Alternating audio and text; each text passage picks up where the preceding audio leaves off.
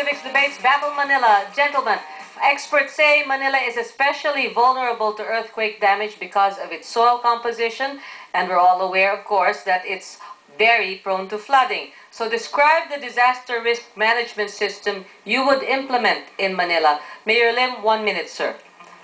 Meron no kaming committee to handle this disaster thing, no? Headed by the different department heads who will be affected in case disaster comes. Nandyan no, yung city engineer, yung chief ng health department, mga doktor, mga police, at social welfare who will take care of the evacuation and the giving of the necessary food assistance. Lahat po yan pinaghahandaan in case of emergency. As a matter of fact, yung Typhoon Ondoy, marami kaming in-evacuate, kaya walang nalunod sa lungsod ng Maynila. And all the evacuees needs were attended to, at mahigitong 2 linggo na pinapakain namin yon, giving them all the necessary assistance that can be given by the city government. Lahat po yan, siyempre, pag nag-aaralan at merong mechanism na immediately will be set off the moment disaster strikes. Secretary Razon, 2 minutes, sir. Well, ang ating pong gagawin, hindi lang committee, but a body that is working 24/7. Araw-araw, kada oras, meron pong disaster czar na nakahandang tugunan yung pangangailangan. Dahil hindi lang po flooding, hindi lang earthquake, pati fire and other disasters and calamities ang atensyonan nito. At ang tutuon po natin ng pansin ay yung preparedness.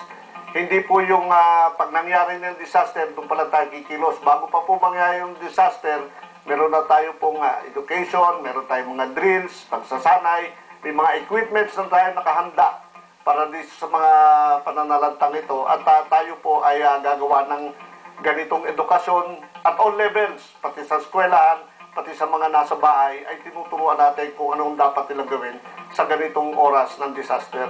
Kaya makakaasa kayo na ito ay magiging 24/7 operations at ito ay bubuuin nga ng lahat ng mga tutulong from fire, police, engineering at iba pa. Pati mga NGOs ay kasama natin dito. Could you give examples of the kind of equipment you will be needing? Well, kagaya sa baha, di kailangan meron tayong mga rubber boats. Kung tayo naman ay tungkol sa fire, meron tayong sufficient firefighting equipment na nakalaan para sa ating mga, lalo na doon sa mga lugar na may mga informal settlers, squatters, light materials at masikip, hindi nakakapasok ang ating mga fire trucks, firemen. Kaya dapat ito ipag-aanda natin, planuhin natin kung paano nga gagawin natin just in case meron ngang pangyayari na gano'n, kagaya ng sunog. All right. Mayor Lim, you have a comment? You have 1 minute, sir. Thank you, Twing. Ang comment ko lang doon sa sinabi niya na kinakailangan, they must be ready 24 hours, 7 days. At a moment's call, ready naman yan because they are department heads with their respective personnel. Dahil mahirap naman na maglalagay ka ng separate na mga personnel na hindi naman dumarating yung disaster, kung fire o baha o lindol. Anong gagawin nun? Nakakatunga nga lang sila ron. Samantalang itong mga department heads nito with the respective personnel are already fully equipped. Meron mga fire truck dyan, meron tayong mga gadgets dyan to save lives. Importante yun to save lives Pero yan within 30 minutes, mobilize na ho kagad yan They know what to do. At yung education naman tinuturo na ho sa eskwelahan yan. Sa elementary, high school, meron silang mga practices so that in case of any eventuality, they know what to do. Kaya taken care of na ho lahat yan. All right. Next question, gentlemen, and as General Razon alluded to, Manila is full of informal settlers in Bilibid, Tondo, San Miguel, along the esteros, under bridges. How would you solve the problem of informal settlers? Where would you relocate them? Secretary Razon, 1 minute, sir. Well, maraming salamat, Twing. Kata, bago ko sagutin yan, gusto ko sabihin yung 24/7 doon ay preemptive. Hindi naman kailangan talaga naka-standby at nag-aantay para mangyari yung sakuna. Yung 24/7 doon, education, drills, kasali doon. Informal settlers, anong gagawin natin? Tutulungan natin. Ang relocation sa kanila, in city. Hindi tayo magtatapon sa Cavite, sa Quezon, sa Bulacan ng ating mga Manileño. Doon rin natin sila ititira sa Maynila. Madaming patrimonial properties ang Manila. Dito natin tayo magpapatayo ng socialized housing sa tulong ng Gawad Kalinga, Habitat for Humanity. Matagal na pong inaasam-asam ito. Matagal lang sinisigaw ito ng mga Manileño na magbago ang anyo ng ating mga nakatira sa mga barong-barong. Could you identify these areas you were talking about, sir, that you would use for this socialized housing? Meron po trabaho na niyan at meron po mga listahan kung saan-saan yung mga patrimonial properties na to. At malungkot nga po, itong mga patrimonial properties ay dinidispose isa-isa at hindi tinutuon dito sa pangangailangan ng ating mga mamamayan. At ang nakikinabang ay ilan lamang. Pati nga po eskwelahan, binenta dito sa lungsod ng Maynila. All right. Mayor Lim, you have 2 minutes for your response and perhaps to comment on General Razon's response. Thank you, Twing. To set the record straight, wala ko kami binibentang eskwelahan. Baka he's referring to another person. Binenta ho yung Raha Soliman High School and Abad Santos High School. Hindi po ako yun. Pero yun nga ho, meron kasi tayong batas na hindi ka pwedeng basta mag-relocate nang walang relocation site. Unfortunately, Manila does not have that luxury of space. Kaya kami nga nakikiusap sa national government dahil nasa kanilang control ang mga national lands na vacant and idle.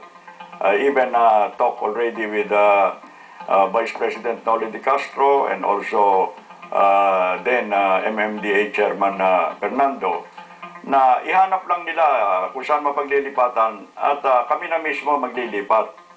Ang problema ho, wala maibigay sa aming lote. And we cannot just remove them.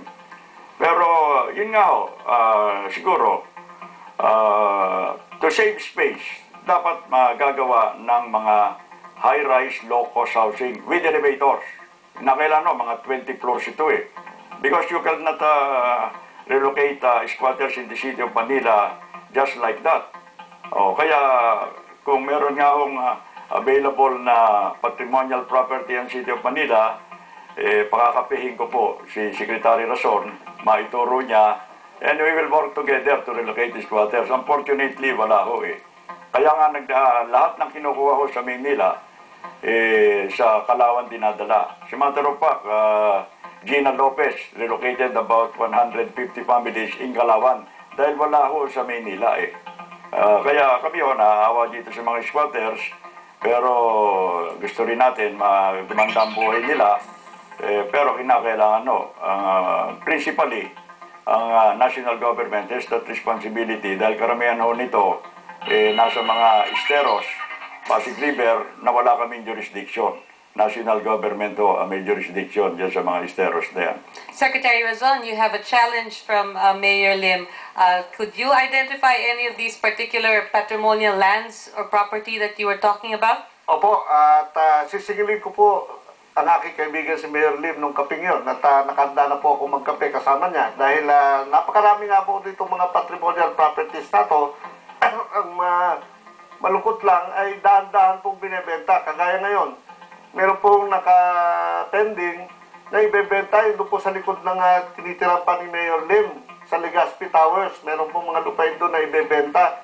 Ito po ay dapat ituon para sa ating mga mamamayan. At yung ibang lugar, kagaya po sa Parola, ay dapat ayusin yon, magtayo ng housing board, tulungan yung mga mamamayan doon magtayo ng more decent housing, socialized housing. Hindi po kagaya ngayon yung kalang tinitiran, mga dampa, patong-patong, fire hazard, at hindi po rin sanitary yung kanilang condition doon.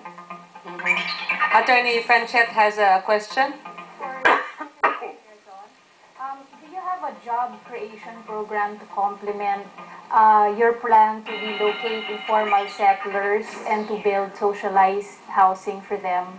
Kasama po yun, attorney, yung ating pong economic empowerment ng ating mga mamamayan dahil aanin po natin kung mabigyan natin